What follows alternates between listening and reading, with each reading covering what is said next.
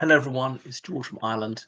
I'm going to comment on what's happened about Nick Mason, who's the chief data officer of the Conservative and Unionist Party, because allegations have surfaced today that he allegedly placed a wager on the date of the general election. So the election is going to be Thursday, the 4th of July, and that was announced, was it 22nd of May? And the allegation is that shortly before that, he placed a bet. I have no idea whether the allegations are true or false, so I'm not prejudging this, but just saying about the Nick Mason that I know, I'd be surprised if it were true because I knew him many years ago. I can't say as a friend now. I bumped into him on the tube several years ago. That's the last time when he's working with the Royal National Institute for the Blind. But in my experience, he was someone of probity and integrity, unfailingly honest, congenial, a passable debater, and so on. So I knew him when I was very involved in the Oxford Union Society. He was a conservative back then, not very involved in the Conservative Party at the time, or the Oxford University Conservative Association, AUCA. But he was treasurer of the Oxford Union Society and gave people a lot of encouragement.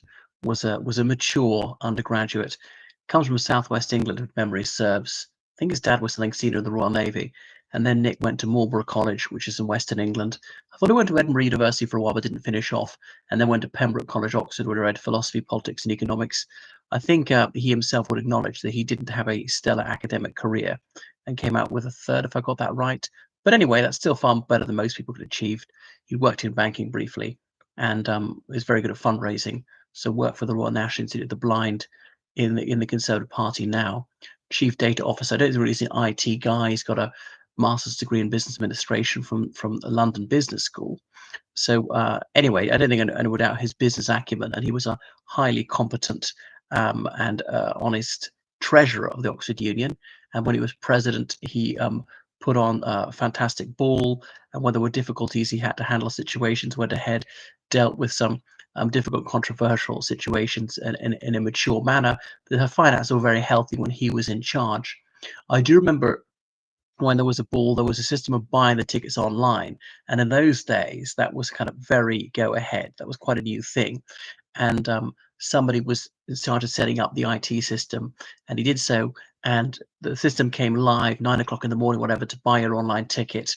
But the first sort of 20 people who bought them had all come from the same college. And he was suspicious that the IT officer had somehow enabled people from his college to be able to buy them in advance, had somehow rigged the system. And the IT officer acknowledged that this was the case. So indeed it was dismissed. I think it was an unpaid position. I don't know. And I thought, was it a bit harsh? Should we forgive him, let him off? But then anyway, and it wasn't even a paid job. But anyway, it showed that he was a man of integrity. There were certain ethical standards which need to be upheld. If people cheated the system, if they showed favoritism towards others, then they would be dismissed. There'd be no second chances. So that is Nick Mason. He's also studied Cass Business School and things like that. But the amount allegedly involved is only a few £100 if I've got that. Thinking, well, what are the odds? Because from when the election was called to when the last possible date was it going to be 13th of January something 2025? How many Thursdays were left? Bear in mind, it must be on a Thursday. There are only about 24 Thursdays left, and no, you're not allowed to call an election on Wednesday and have it held on Thursday. There's a minimum period. I think it's at least 3 weeks. But Rishi Sunak went for the longest possible stretch. I think 6 weeks, enough chance to recuperate things because the Conservatives needed to gain ground to win. Now, nobody in his right mind thinks the Conservative Party is going to win this election. It's simply a question of how badly it's going to lose. Is it going to be a relatively healthy opposition, or is the Conservative Party about to have a near-death experience? And I think it's closer to the latter, the former, though I'm not quite so pessimistic as some Tories are. And, Labour are not quite as sanguine as the polls would have had them be initially. Anyway, so all these allegations are coming out, people placing bets. Well, the 24 Thursdays, it could be, there's a roughly 1 in 24 that any given Thursday, for instance, the 4th of July, is going to be the election date. You've expressed as a percentage. Well, so that's around 4%. But you think, well, there was a higher chance it was going to be November. That was what the word on the street was. So for November Thursday, we'd say it's 6%. So, what odds would you be giving people? Well, you don't want it to be actually like 24 to 1. because how are they going to make a profit then? So let's make it 20 to 1. But November, let's make it 10 to 1 odds. I don't know what odds the bookies actually offered, but it's worth seeing what the bookmakers have to say, because, of course, unlike pollsters, they've got to make a living off what people actually put their money. Pollsters don't want to be proved wrong, and pollsters are proved to be dead wrong. They're left looking rather foolish, and people are less likely to hire that polling company again. But so that's why, I mean, I would, if I was a bookie, well, what do I know about open a book and these things? A betting shop.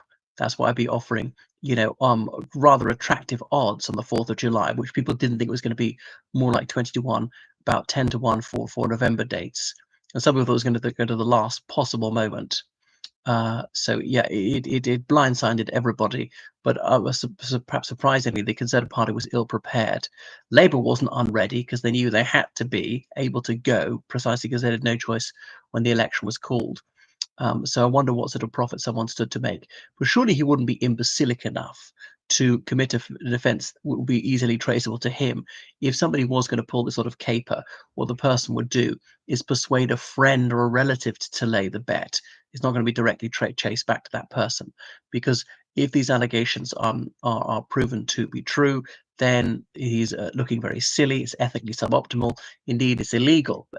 It's analogous to insider betting, using confidential information to place such a wager. Because the thing about laying a bet is there's an element of guesswork, and there's no chanciness if you know for certain when it's going to be, because you are privy to such information. Of course, he would have been privileged because is at the nerve center of the Conservative Party. So I just would add to a general sense of sleaziness that several people have done that. People have been promoted. If Rishi Sunak reposed trust and confidence in such people, then it really casts a pall over his judgment. He's a very poor judge of character, and also very injudicious of people, if indeed the allegations are vindicated, to have placed bets when it's going to be so easily traced back to them. I remember parliamentary candidates are told, when they're trying to get selected as candidates, is there anything you've ever said or done which might cause embarrassment to the party? Because if there is, the media will find it. We can guarantee that. The media will find it. They've got their sleuth hounds. They're very clever in turning up dirt, tracing things back decades, things you thought had been forgotten, you thought you could brush under the carpet. You can't, especially with the internet. There's always a record. There's always someone who's going to blabber his or her mouth off and dish the dirt on you. So Nick Mason, surely he'd be wiser than that. He wouldn't have disgraced himself. He was at Pembroke College, Oxford, the same college as an outstanding Conservative candidate, Neil Mahapatra, who was also involved in the Oxford Union Society at that time. As I've said, the good people of Kent have got a brilliant candidate, Neil Mahapatra, clever, but more than clever, I think he's diligent. He's incredibly industrious and really devote himself to that. The consummate politician, someone who's a driven man, who's made a fortune, doesn't need to think about money, can completely devote himself to public service, thinking about legacy. But anyway, I hope this false about Nick Mason, because he is a genial chap, and he's never done anybody any harm. Well, I hope he could go a bit further in the party. We shall see. Anyway, thank you for watching my channel. Make sure you subscribe on Patreon, donate on PayPal. Goodbye.